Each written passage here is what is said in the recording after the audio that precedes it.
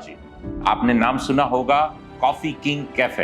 एक कैफे को कैसे एक ब्रांड लेवल तक पहुंचाए, तो कैफे सपोर्ट सिस्टम एक जो मितेश जी ने बनाई है, क्योंकि एक आध डिस्कशन, एक आध कंक्लूजन, एक आध बात, एक आध एक्सपीरियंस शेयरिंग आपके लिए भी बहुत बेनिफिट दे सकता है।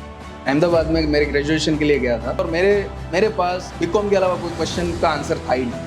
इंटरेस्टिंग है। Yes. कॉलेज के साथ साथ एक कैफे में वर्क करने से आज कैफे ऑनर की सफर, तो कैसी रही ये सफर जब आपने शुरू किया? क्योंकि कैफे का business it's not easy business, right? एक तो टाइमिंग राइट थी कि हमने इतनी कंपटीशन नहीं थी और तब हमने एंट्री मारी। लेकिन आज कॉफी किंग एक ब्रांड लेवल है। फूड बिजनेस है जो वह 50% प्रॉफिट का बिजनेस है, ऐसा बिल्कुल नहीं। एक ही मैसेज जाना चाहिए कि आप किस लिए जाने जाते हैं।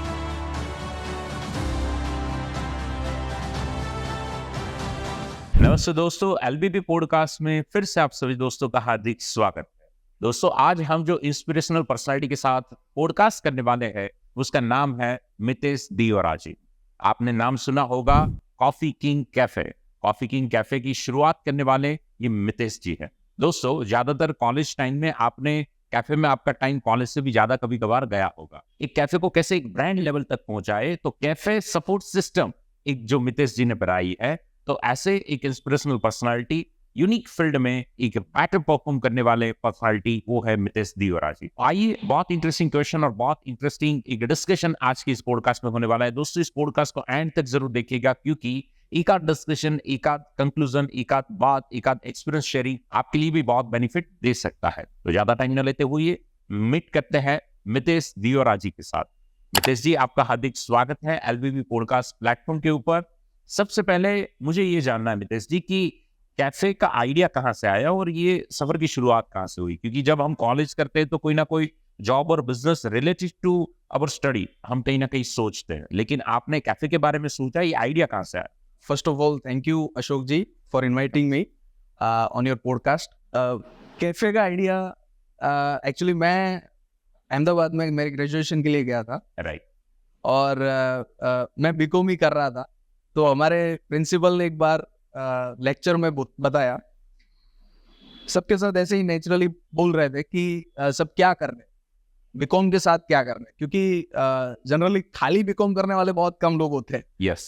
सो हमारे प्रिंसिपल ने सबको वन बाय वन पूछ रहे थे और मेरे पास बीकॉम के अलावा कोई क्वेश्चन का आंसर था ही नहीं। तो उसने हिंट दिया कि आपको कुछ साथ में करना चाहिए, या तो आपको सीए सीपीटी या उसकी तैयारी करनी चाहिए, या कुछ जॉब करनी चाहिए कहीं पर।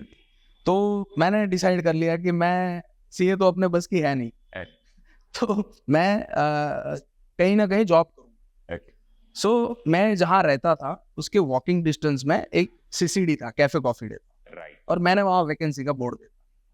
तो मुझे पता ही नहीं था कैफे क्या होता है। मैं उससे पहले वहां से गुजरता था तो देखता था अंदर लोग बैठे हैं, अंदर लैपटॉप पे लोग काम कर रहे हैं और कॉफी के मग्स पड़े। मैं अंदर घुस गया और मैंने पूछा कि मुझे जॉब करनी। Okay. तो ये फील्ड ऐसा है कि यहाँ एम्प्लॉयज की जरूरत होती है। Okay. तो मैंने वहाँ स्टार्ट कर दिया, और 6 या 7 दिन में as a Gujarati, as a Kathiawadi, मैंने डिसाइड कर लिया था कि मैं इसको बिजनेस बनाऊंगा। तो मेरे ग्रेजुएशन के बाद भी मैं वो जॉब कंटिन्यू किया। 3 साल के एक्सपीरियंस के बाद मैं सूरत शिफ्ट हुआ और मैंने खुद का कैफे 2015 में स्टार्ट किया। After completing your graduation? Yes. मतलब आप बीकॉम करने गए थे और साथ में ग्रेजुएशन कैफे में करके आए? यस। राइट।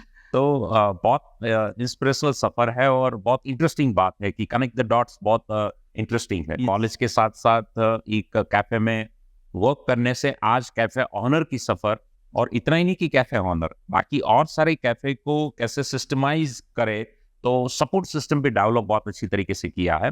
तो कैसे रही ये सफर जब आपने शुरू किया? क्योंकि कैफे का business it's not easy business, right? बहुत सारे हर्डल, बहुत सारे स्ट्रगल, बहुत सारे चैलेंजेस आते हैं, और स्पेशली आपने सूरत जैसे सिटी में, अहमदाबाद तो बात अलग है, कॉलेज कल्चर थोड़ा, और बहुत सारे यंगस्टर के कल्चर में तो वहाँ पे चल जाता है, लेकिन सूरत में ये थोड़ा, जब आपने 2015 शुरू किया तब बहुत सारे ये न्यू कॉन्सेप्ट, न्यू आइडिया, इतने एक्सेप्टेंस मोड में सूरत वो टाइम पे शायद नहीं था। तो आपने कैसे सफर शुरू किया और कितने स्ट्रगल शुरू में आए?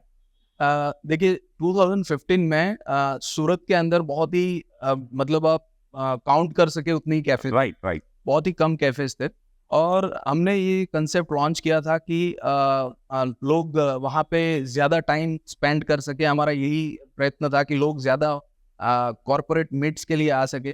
तो हमने स्टार्टिंग में सारे मार्केटिंग के टूल्स यूज़ कर लिए थे, ओके लाइक ऑन ग्राउंड या ऑफलाइन या ऑनलाइन सारे। तो हमने थिएटर एड्स किए थे, हमने न्यूज़पेपर एड्स किए थे। ओ तो जो शुरुआत में जो बूस्ट मिलना चाहिए वो स्लोली आने लगा था। उसके बाद हमारा एक ही मोटो था, हमारा पहले से टारगेट ये था कि हम लोग एक बार तो कस्टमर को लेके आएंगे, लेकिन वो रिपीट कैसे होगा, राइट वो फ्रिक्वेंटली रिपीट कैसे होगा। तो उसके ऊपर हमने बहुत काम किया। हमने लॉयल्टी प्लेटफॉर्म्स लॉन्च किए, हमने कस्टमर के डेटा एनालाइज करना चालू किया, लोग क्या खाना पसंद करते हैं, लोग क्या कैसे टाइम पे आते हैं, किसके साथ आते हैं। ये हमने फीडबैक्स लेके या हमने पूरा डेटा ट्रैक करके हमने एनालाइज किया। एक तो टाइमिंग राइट थी कि हमने इतनी कंपटीशन नहीं थी और तब हमने एंट्री मारी। और आज तक 10 साल में बीच में कोविड भी आया, तो हमने बहुत कुछ सीखा सिचुएशंस कि कैसी कैसी सिचुएशंस आती है। राइट और जैसे हमारे बुजुर्ग कह के गए कि 1000 दिन देना चाहिए बिजनेस के अंदर, तो 1000 दिन में आपको सारी सिचुएशन फेस करने में आ ही जाती। आएगा सिचुएशन से सीखे, जो जो प्रॉब्लम्स थे उसको सॉल्व करने में टाइम हमने स्पेंड किया। तो ऐसे आज तक हमारे पास एक अच्छा डेटा है और हम लोग उसको देख के कोई भी डिसीजन ले सकते। राइट और ये जो आपका कैफे सपोर्ट सिस्टम है वो एग्जैक्ट आइडिया क्या है और वो क्यों आप कर रहे हैं? वो इसके साथ रिलेटेड ही है। कॉफी किंग जैसे हमने 2015 में हमारा अडाजन आउटलेट स्टार्ट किया था। 2017 में हमने सूरत का सबसे बड़ा कैफे जो हमारा वेसु आउटलेट है वो हमने स्टार्ट किया। यस तो हमने जो एक्सपेक्ट किया था उससे काफ़ी ज़्यादा भीड़ आने लगी थी वहाँ पे। तो हमारे किचन में इतनी बैंडविड्थ नहीं थी कि लोग हम इतने लोगों को हैंडल कर सके। और हमारे मेन्यूज में सिजलर्स है और पिज्ज़ा मल्टी फूड है, तो हम लोग प्रॉपरली टाइम पे डिलीवर नहीं कर पा रहे।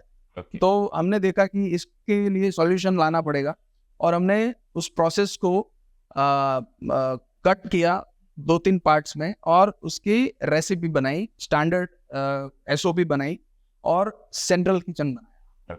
तो सेंट्रल किचन पे क्या होता है कि सारे प्रीमिक्सेस, सारे ग्रेवी, सारे सॉसेस हम लोग एक जगह बनाते हैं और हर रोज सुबह वो सारे आउटलेट में डिवाइड।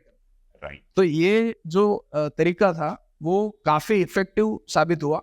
उससे हमारा किचन का टाइम वेस्टेज ये सब बच जाता Okay. और मैन पावर का भी काम कम हो जाता। राइट तो इससे इफेक्टिवनेस दिखी हमें और हमने उसको प्रॉपरली इंट्रोड्यूस किया हमारे इन हाउस कैफेज में। बाकी मेरे भी बहुत सारे दोस्त थे जो रेस्टोरेंट इंडस्ट्री में है और कैफेज चलाते हैं, तो उसको भी धीरे धीरे पता चला कि अच्छा कॉफी किंग ऐसे सेंट्रल किचन से मैनेज हो रहा है और इजी हो रही है प्रोसेस। तो जिनके एक एक आउटलेट थे वो हमारे साथ जुड़ने लगे। ओके वो हमें पूछने लगे कि ये हमारा सॉस है, आप इसको बना के देंगे, ये हमारी प्रीमिक्स है, आप उसको बना के देंगे। तो हम लोग ऐसे कर करके आज बहुत से कैफेज में भी हम लोग दे रहे हैं और उसको डेली ऑपरेशंस के अंदर हमने कुछ प्रोसेसेस बनाए हैं, जैसे कि पूरे कैफे को कैसे मैनेज किया जाए इजीली और उसको इफेक्टिवली एवरीडे इम्प्लीमेंट कैसे किया जाए। तो वो प्रोसेस भी हमने सारे कैफेज ओनर को इंट्रोड्यूस किया कि आप ऐसे ऐसे करके ये एरर को फिक्स कर सकते हैं। राइट तो वो काफी इफेक्टिव साबित हो रहा है और काफी अच्छा काम कर रहा है। यस तो कैफे सपोर्ट सिस्टम मतलब आप अपने कैफे के ऊपर काम करते गए और कहीं ना कहीं अपने आप ये सभी कैफेज के लिए सपोर्ट सिस्टम एक डेवलप हो गया। राइट क्योंकि एक आध कैफे जिसका है उसके लिए सेंट्रल किचन करना तो ऑलमोस्ट इम्पॉसिबल और बहुत कॉस्टली हो जाता है। तो ये बहुत एक अच्छा, क्योंकि आपका भी जो सेंट्रल किचन है वो भी एक बड़ा सेटअप हो सकता है और बहुत सारे और कैफेज को हेल्प हो सकती है।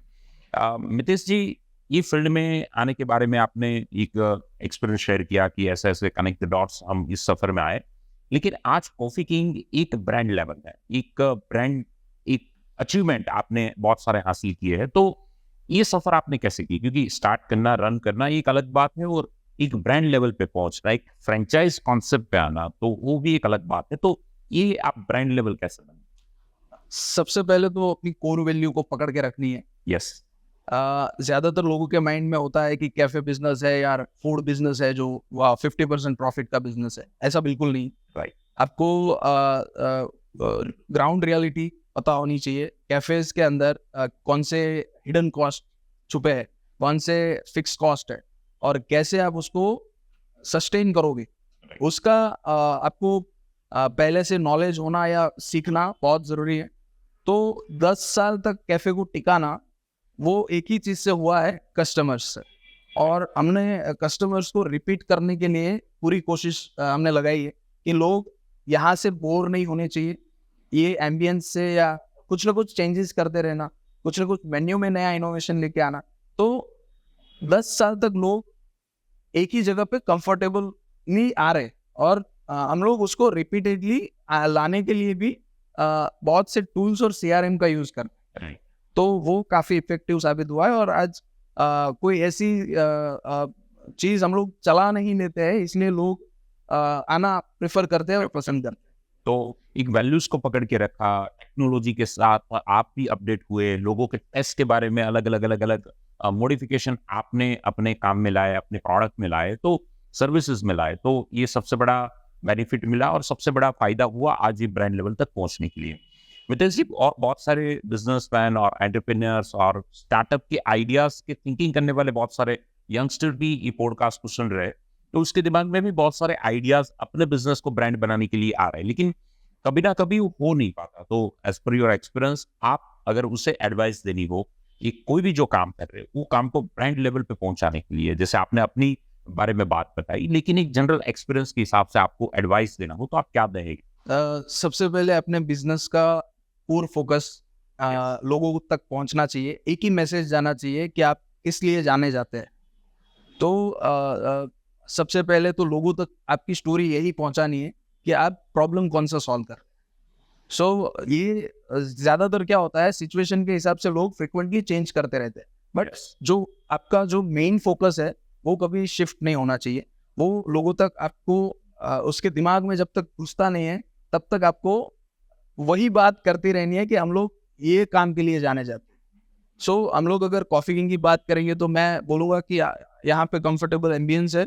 आप अपनी कॉर्पोरेट मीट या आप फैमिली के साथ या फ्रेंड्स के साथ आप हैंग आउट कर सकते। यस। तो हमने वो एम्बियंस बनाया। लोग यहाँ फूड के लिए नहीं आते, लोग यहाँ एंजॉय करते हैं, लोग यहाँ अपने दोस्तों के साथ हैंग आउट करना है। तो ये एक मैसेज जो कोई भी बिजनेस का लास्ट तक आपको दिखाना है कि मैं इसलिए जाना चाहता हूं। राइट। तो आपका जो कोर वैल्यू है और साथ साथ में जो एक एंड मैसेज है, वो जब तक लोगों के लिए उसके दिमाग में न छप जाए, उसके आइडिया में ना आए, तब तक के लिए आपको वर्कआउट करना है, तब जाकर आपके बिजनेस में वो डायरेक्टली बेनिफिट दे सकता है। और साथ ही साथ ये ब्रांड बनाने के लिए, जैसे आपने शुरुआत में कहा, ये मैंने आइडिया लगाया न्यूज़पेपर में, थिएटर वगैरह में, तो अगर कोई अपने बिजनेस के स्टार्टिंग मोड में है तो उसको ब्रांड लेवल तक पहुंचने के लिए कौन कौन से एक्शन वगैरह लेनी चाहिए? डिपेंड्स करते हैं बहुत सिचुएशन के साथ। हमने जब स्टार्ट किया तब की सिचुएशन अलग थी, राइट। अभी की सिचुएशन अलग है। अभी लोग नेटवर्क्स के साथ जुड़ रहे हैं। यस। जैसे LVB प्लेटफॉर्म है, तो वहां पे आपको क्या हो रहा है कि आप नए लोगों से मिल रहे हैं। राइट। नए और बहुत सारे लोगों से मिल रहे हो जो सुबह सुबह सब कुछ छोड़ के काम के लिए आते हैं। राइट। अपना बिजनेस को ग्रो करने के लिए लोग इकट्ठा होते हैं। तो वहां आपको पॉजिटिव ही एटीट्यूड मिलेगा सबका, कुछ ना कुछ लर्निंग्स ही मिलेगी। तो शुरुआती दिनों में अगर आपका बिजनेस स्टार्ट कर रहे हो आप, या आपने अभी जस्ट स्टार्ट किया है, तो वहां पे जैसे स्टेप्स है, मेंबर्स, कोऑर्डिनेटर्स, लीडर्स, डायरेक्टर्स, सबके अलग अलग पोजीशंस है, सबके अलग अलग रिस्पॉन्सिबिलिटीज है। यस। तो आप वहां से ये सारी चीजें सीखते हो, आप प्रैक्टिकल सीखते हो। राइट। तो ये काफी इफेक्टिव हुआ है, मेरे लिए भी बहुत काम का हुआ है, क्योंकि आज मैं 6 बजे उठ के आपके सामने बैठा हूँ। ये मैंने कभी, मेरे पापा नहीं कर पाए, आपने कर दिया। Right. So because of LVB। Yes, because of LVB, क्योंकि काफी सारी हैबिट्स आपकी चेंज हो जाती है, काफी सारे नई चीजें आप सीखते हो, आप अकाउंटेबल हो जाते हो, कोई चीज को लेके आप रिस्पॉन्सिबल हो जाते हो। राइट। तो ऐसे प्लेटफॉर्म्स के साथ जुड़ना डेफिनेटली ग्रीन सिग्नल। यस, तो पर्टिकुलर आपको भी बहुत बड़ा बेनिफिट हुआ है। तो जैसे एक तो आपने बताया कि सुबह 6 बजे उठना, अर्ली मॉर्निंग उठना, एक आध कोई इंसिडेंस या एक आध कोई एक ऐसा बेनिफिट जो बिफोर और आफ्टर एलवीबी, ये नेटवर्क प्लेटफॉर्म में जुड़ने से पहले और जुड़ने के बाद आपको जो एक बेनिफिट या एक्सपीरियंस हुआ हो, अगर वो आप शेयर कर पाए। बिफोर एलवीबी मैं टाइम मैनेजमेंट पे बहुत ही वीक था। ओके, सो ये बहुत ही बड़ा बेनिफिट है मेरे लिए, क्योंकि ये मेरे बिजनेस में भी आज बहुत ही मुझे फायदा दे रहा है कि मैं लोगों से मिलने का टाइम मैनेज कर पा रहा हूँ और ज्यादा पहले से ज्यादा लोगों को मिल रहा हूँ। पहले मैं लोगों से मिलने में शर्माता था, लोगों से बात नहीं कर रहा था। आफ्टर एलवीबी मैं ओपन हो गया हूँ, लोगों से मिलता हूँ, लोगों से इंटरेक्ट करता हूँ, उसकी बिजनेस के बारे में जानता हूँ और सबको टाइम दे पाता हूँ और मैनेज कर पाता हूँ कि मुझे इतने बजे यहाँ इसको मिलना है, पूरा दिन में स्केड्यूल कर सकता हूँ, मैं पूरा वीक स्केड्यूल कर सकता हूँ। ये बिकॉज ऑफ एलवीबी है, ये मैं डेफिनेटली बोलूँगा। ओके, तो ये जो एबिलिटी आपके अंदर आई सेल्फ मैनेजमेंट की, एक पूरा स्केड्यूल करने की, कोई भी काम को प्रायोरिटाइज करने के लिए, आपने जो ये एबिलिटी डेवलप की है बिकॉज ऑफ एलबीबी, और बहुत सारी चीज एलबीबी से आपने जब अपने बिजनेस को बेनिफिट के लिए भी आप सीखे हैं। तो दोस्तों, नेटवर्क की वजह से बहुत सारे बेनिफिट हो सकते हैं, डायरेक्टली और इनडायरेक्टली बहुत सारे बेनिफिट हो सकते हैं। मितेश जी, और एक स्पेशल क्वेश्चन ये है कि आपने जब शुरू किया तब एक कैफे से शुरू किया, लेकिन आज आप मल्टीपल कैफेज रन कर रहे हो और साथ में कैफे सपोर्ट सिस्टम में भी और बहुत सारे कैफेज के साथ आप जुड़े हैं और उनसे एक सिस्टम और सर्विस प्रोवाइड कर रहे हैं।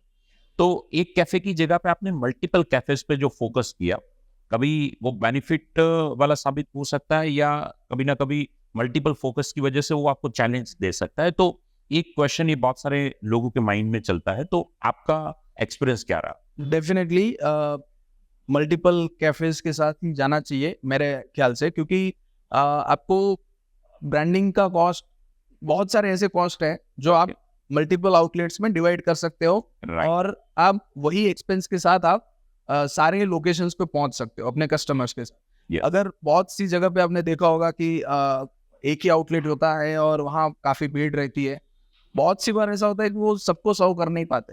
राइट, तो मल्टीपल लोकेशंस में ऐसा है कि लोकेशंस के बीच आप डिस्टेंस रखो, बट ब्रांडिंग पूरी सिटी में करो, ताकि आप आपके कस्टमर्स उसके भी लोकेशंस में आपका बिजनेस एंजॉय कर पाए। राइट, और उससे आपकी बैलेंस शीट में ये इफेक्ट आएगा कि आपको ब्रांडिंग एक्सपेंसेस है, आपको बहुत सारे एक्सपेंसेस जो है वो कट डाउन हो जाते हैं, डिवाइड हो जाते हैं। राइट, तो मल्टीपल लोकेशंस डेफिनेटली काम करता है। जैसे हमने सेंट्रल किचन सेटअप करके मल्टीपल लोकेशंस बनाए, वो काफी इफेक्टिव और सक्सेसफुल रहा है, क्योंकि हमने बहुत सारे बिजनेस मॉडल स्टडी किए, बहुत सारी फ्रेंचाइज मॉडल स्टडी किए।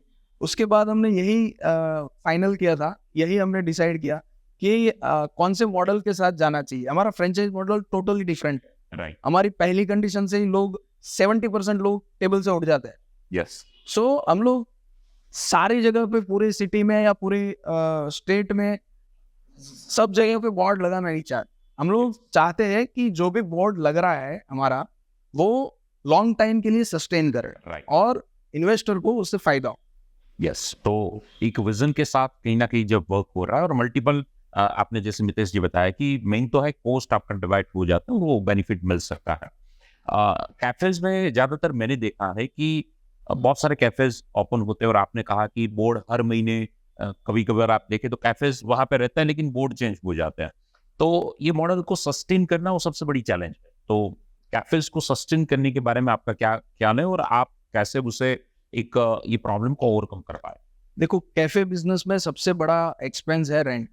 यस, तो आप पूरी बैलेंस शीट देखोगे तो आपको कोई चांस नहीं दिखेगा कि सारे जो एक्सपेंसेस है वो अनअवॉइडेबल है। Expect rent. राइट, आप अगर रेंट को इन्वेस्टमेंट में कन्वर्ट कर दो तो लॉन्ग टर्म आपको वो फायदा देगा। और एक समय ऐसा आएगा कि हम लोग ने वो मॉडल इम्प्लीमेंट किया है कि हम लोग जो भी कैफे की जो जगह होती है उसको ही हम लोग परचेज करते हैं राइट, और रेंट की जगह पे हम लोग ईएमआई देते हैं। ओके, इससे क्या होता है कि लॉन्ग टर्म में एक समय ऐसा आता है कि आपका ईएमआई बंद हो गया, आप अच्छे से सेट हो बिजनेस करने के लिए और आपकी कंपटीशन जो है वो स्ट्रगल कर रही है। यस। सो लॉन्ग टर्म के लिए ये मॉडल काफी सक्सेसफुल। शुरू में आपको शायद थोड़ा चैलेंज हो Yes. सकता है, बट बाद में ये आपने जैसे कहा तो ये करंट का जो हेडेक है वो हेडेक ही खत्म हो जाता है। जी। मितेश जी, आपने जो कहा कि आपके सबसे बड़ी जो मास्टरी है या तो आपके कैफेस की जो एक सबसे बड़ी स्पेशलिटी वो है रिपीटेड कस्टमर। तो एक ही कस्टमर जब बार बार कैफेस की विजिट के लिए आते हैं, अपने काम के लिए आते हैं, तो आपके मेनू में अगर वैरायटी वो नहीं होगी तो कहीं ना कहीं बोर हो जाएंगे और वो वजह से वो कैफेज में आना पसंद नहीं करेंगे। तो आपके मेनूज मैंने देखे हैं तो वहां पे भी बहुत सारी वैरायटी है, तो इस पे काम आपने कैसे किया और इतने सारे ऑप्शन आप कैसे मैनेज कर पाते हैं? देखिए, हम लोग कोई एक चीज नहीं बेच रहे, हम Right. लोग एम्बियंस बेच रहे हैं और कॉफी किंग में वैरायटीज ऑफ मेन्यू होना चाहिए और हम लोग प्रमोट करते हैं कि फैमिली यहाँ है। Okay. तो फैमिली में अलग अलग दिमाग होते हैं, बच्चे को कुछ अलग चाहिए, मम्मी पापा को कुछ अलग चाहिए और आदमी और उसके वाइफ को, इंसान को कुछ ना कुछ अलग चाहिए। सब पूरी फैमिली में 5 सबके टेस्ट अलग होते हैं, यस सबके required टेस्ट अलग। अलग होते हैं। तो पूरी फैमिली अगर आती है तो उस सबके लिए हमारे मेन्यू में कुछ ना कुछ है Okay. और हम लोग यही कोशिश करते हैं कि सबको कोई नाराज नहीं जाए। Right. तो सबसे पहले तो हम लोग वो कैटेगरीज पे काम करते हैं कि सबका खाना सबको जो पसंद है वो मिले। दूसरा कि हम लोग फ्रिक्वेंटली 3 साल के अंदर 3 मेन्यूज लाते हैं, Okay. विंटर, मॉनसून और समर। तो वो स्पेशलाइज्ड मेन्यू होता है फॉर अ स्मॉल पीरियड। वो मेन्यू हम लोग रन करते हैं 1 महीने के लिए Okay. और उस मेन्यू से जो जो बेस्ट सेलर डिश होती है वो हमारे रेगुलर मेन्यू में जाती है। Right. तो ये एक इकोसिस्टम है कि हमें साल के अंदर 3 मेन्यू देने हैं, उसमें से कोई जो बेस्ट सेलर होगी 1 या 2 या 3 वो डिश हम रेगुलर मेन्यू में ऐड करेंगे। और ज्यादातर क्या होता है कि हमारा 10 साल हो गए, कॉफी किंग क्यों जाना जाता है ये लोगों को पता है। तो हमने हमारा ग्राफ देखा हुआ है कि मोर देन 60% लोग सर्टन डिशेस ऑर्डर करते हैं और सर्टन चीज खाने के लिए ही जाते हैं। आपको पता होगा, आपके जब दोस्तों के साथ मिलते हो तो आप बोलोगे ये चीज खाने के लिए यहाँ जाते हैं। तो Special. यस, तो हम लोग यही चीज हमारे ऊपर भी इम्प्लीमेंट होती है कि लोग मैक्सिकन सिजलर, मैक्सिकन राइस खाने के लिए पर्टिकुलरली आते हैं।